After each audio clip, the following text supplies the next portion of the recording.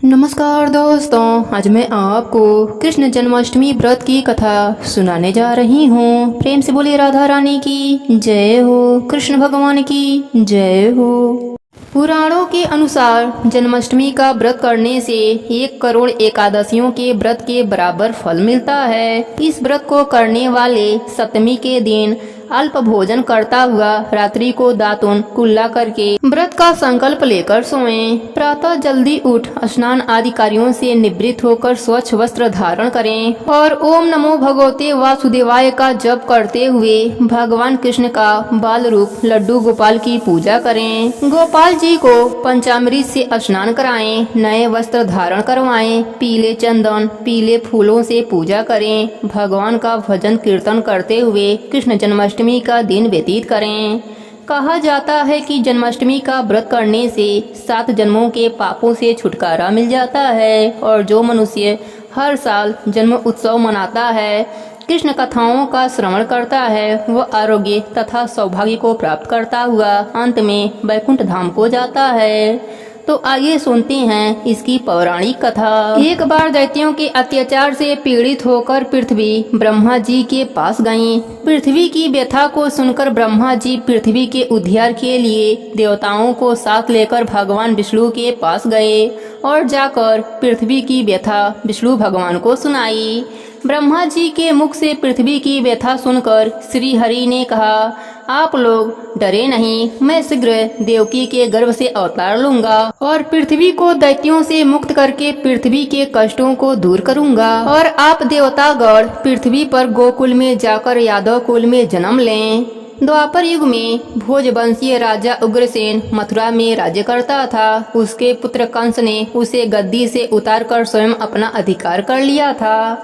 कंस महा अत्याचारी और पापी था। कंस की एक बहन थी देवकी, जिसका विवाह यदुवंशीय वासुदेव से हुआ था। कंस अपनी बहन को ससुराल छोड़ने के लिए जा रहा था कि तभी भविष्यवाणी हुई कि जिस बहन से तू इतना प्यार करता है, इसी के गर्भ में तेरा काल छिपा है और इसी की 8वीं संतान तेरा वध करेगी। कंस ने अपने बहन को मारना चाहा, लेकिन वासुदेव ने कहा कि वह देवकी को न मारे।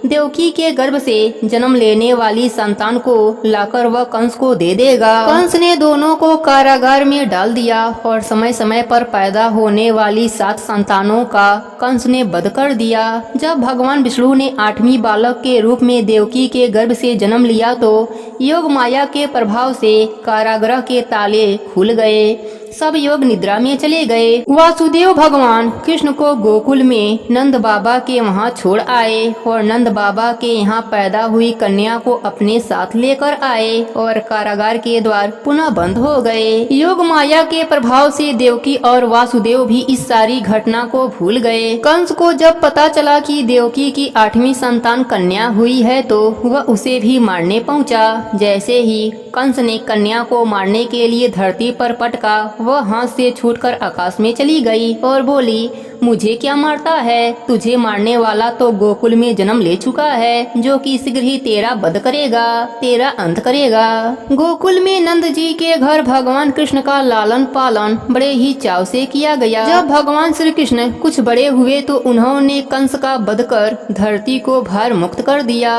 और अपने माता देवकी वासुदेव को कंस के कारागार से छुड़ाया। मथुरा वासियों ने भगवान श्री कृष्ण से प्रार्थना करी, हे भगवान, आपने हमारी रक्षा करी है, हम आपको बारंबार नमस्कार करते हैं।